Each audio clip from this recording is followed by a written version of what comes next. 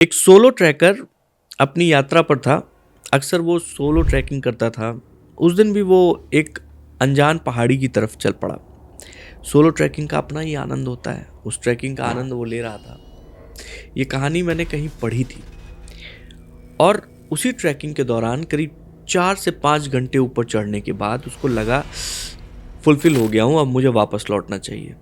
और फिर उसने अपने लौटने की तैयारी शुरू की, मतलब लौटना शुरू किया। अभी थोड़ी ही दूर करीब 2 घंटे की यात्रा की थी, तभी मौसम बिगड़ना शुरू हो गया।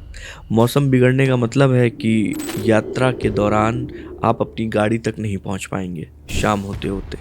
तो इसलिए वो उतरना जब शुरू करता है तो उसने अगल बगल देखना भी शुरू किया कि भाई कोई ऐसी जगह मिल जाए जहाँ पे वो अपने आप को रोक सके।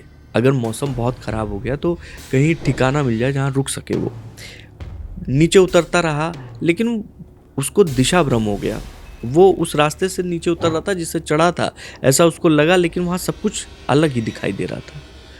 इतने में बारिश भी शुरू हुई, तूफान भी आ गया। किसी तरीके से उसके टॉर्च की लाइट ने उसको कुछ दूरी तक उसका साथ दिया, फिर वो भी बुझने ही वाली थी। अचानक उसको एक झोपड़ी नुमा घर दिखाई दिया।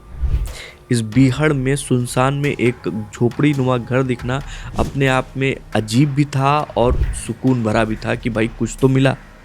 वो वहाँ पहुँचता है, दरवाजे पे नॉक करता है, 1 बार 2 बार 3 बार, लेकिन दरवाज़ा खुलता नहीं है।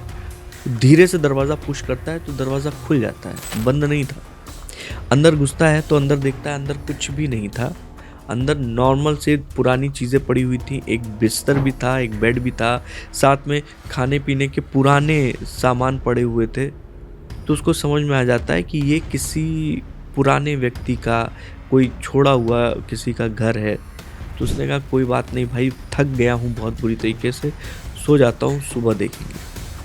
और यही सोचकर बिस्तर को झाड़ता है और वापस उस बिस्तर पर अपना चद्दर बिछा के और निढाल हो जाता है। जैसे ही बिस्तर पर गिरता है उसकी निगाहें सामने पेंटिंग्स पर पड़ती हैं।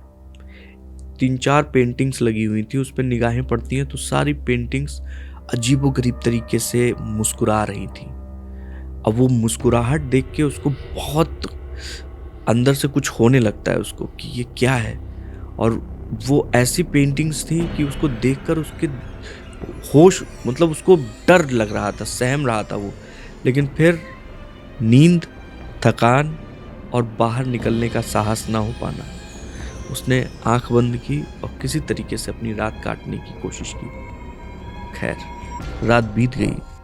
सुबह उठता है, आंखें खोलता है, सामान जल्दी जल्दी पैक करता है और जब सुबह की सूरज में उन पेंटिंग्स को दोबारा देखने की कोशिश करता है तो वहाँ कोई पेंटिंग नहीं थी। वो खिड़कियाँ थीं जो कि खुली हुई थी।